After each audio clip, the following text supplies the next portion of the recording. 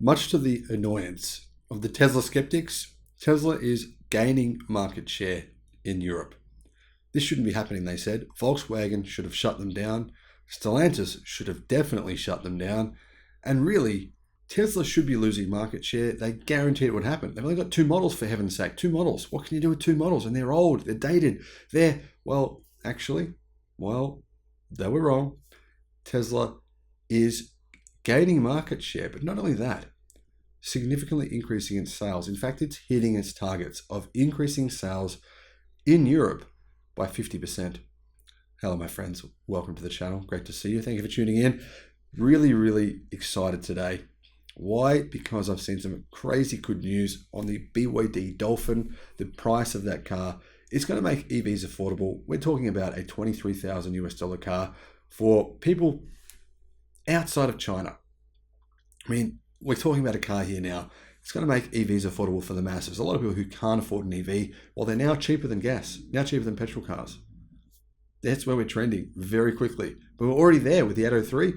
We're already there with the Dolphin. We're already there with a number of different cars around the world. And in fact, we're already there in Europe. The Model Y and the Model 3 are cheaper than many of their competitors, which are powered by petrol, by gasoline, and some by diesel. So you can see why Tesla vehicles are becoming more popular. Once the price came down by about 20%, it made them much more affordable. And if you think about the long-term costs to own one of these cars, you can see why it's an absolute no-brainer to go electric.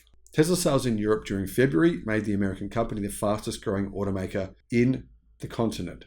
Now, many people, so-called experts, are saying this year that Tesla is struggling, that their inventory is small, that they only have 2 models, that their future is looking negative. But I keep on saying, I just don't see the actual evidence of this. It's more like that's their feelings, that's their opinions. But the actual evidence says otherwise. I mean, Tesla just sold 20,000 EVs in a single week in China, in a market where it's shrinking. The car market there is shrinking. Competitors have reducing their prices way lower than what Tesla has. I mean, BMW EVs, 50% discount. That's a totally different ballpark. And yet, Tesla outsold BMW 20-1 nearly on EV sales in China. Same thing in Europe. Tesla is actually increasing market share, where the skeptics are saying Tesla are in trouble. Just doesn't seem to be actually making sense why they keep saying this stuff. What am I missing here, guys? What is there that I'm not actually, adding up? I'm genuinely curious because I'm looking at the numbers, I'm looking at the data, I'm looking at the trends, and it just doesn't seem to support all these people, even these so-called EV analysts. There are EV analysts on YouTube that I've even spoken to in person recently saying Tesla's in trouble. I don't see the evidence of that. Now, Tesla accounts for nearly 2/3 of EV sales in the US. In Europe, while Tesla is a relative newcomer, they don't even account for 25%. However, despite the increased competition in Europe, the many Tesla killers, I'm sure you've seen them, there's over 1,000 videos on YouTube with a new Tesla killer. Tesla killer, Tesla killer, Tesla killer. I've never made one titled Tesla killer because there just isn't any such thing, at least not yet. Tesla is gaining market share in Europe. These Tesla killers have yet to materialize. One of the key reasons, the Tesla killers don't make a profit. So companies that sell them don't want to sell too many. According to data from the European Union, Tesla sold 19,250 vehicles in February. That was an increase of 49.7% compared to February of 2022. This growth boosted Tesla's market share in Europe to 2.4%. That's compared to 1.8% in 2022. Its EV market share, though, is a staggering 20% in Europe. Now, I mean, it's so difficult for me to understand how legacy automakers didn't see this coming. Why they said they would fight and beat Tesla. GM said it, everyone said it. And why the media just believed that kind of thing. There's just zero fact to support these claims. Tesla's growth follows a similar movement all over the European vehicle market. The market grew 12%, Tesla sales grew at the same time. However, Tesla is ramping things up significantly. From what I've seen, from the reports I've seen, from the report that Tesla is trying to get customers to come in and pick their cars up as quickly as they can, really pushing them, come in, get your car, get your car. We don't have space in our car parks because they have so many cars coming to Europe that are already spoken for, that have already been ordered. And why wouldn't they? Bring prices down by $20,000 in many cases, your demand's going to go up. That's what's happening. Barron's and Morgan Stanley say that this boost in sales is not simply a supply-side phenomenon. The company's added production has helped, but Tesla's aggressive price strategy has brought in more customers. We're seeing these ridiculous review comparisons saying the Tesla Model Y is a competitor for the ID3. I've seen those like on numerous EV websites within the last 3 weeks. The Model Y is a competitor for the ID3. The ID3 is the size of a Toyota Corolla. The Model Y is 2 sizes up. It's in 2 categories above the ID3.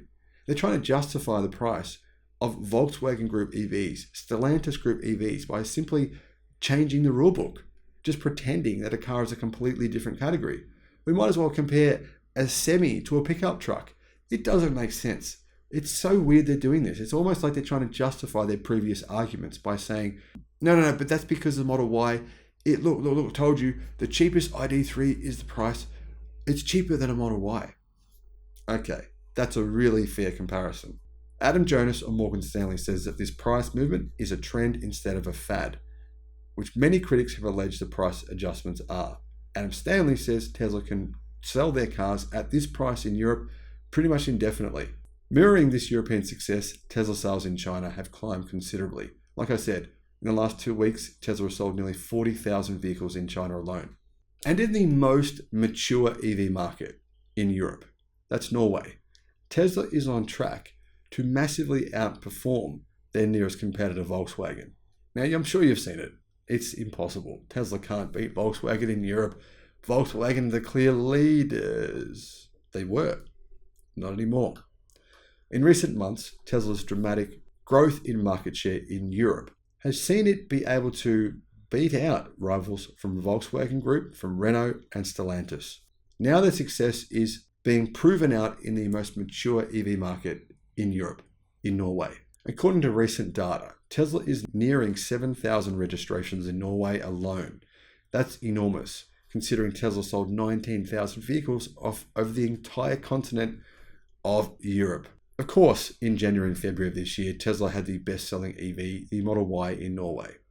However, the fact that the Model Y outsells its nearest competitor 2-1 really gives you an idea of just how big this dominance is becoming. Now, analysts in the United States say that Tesla won't have the same success this year in the United States.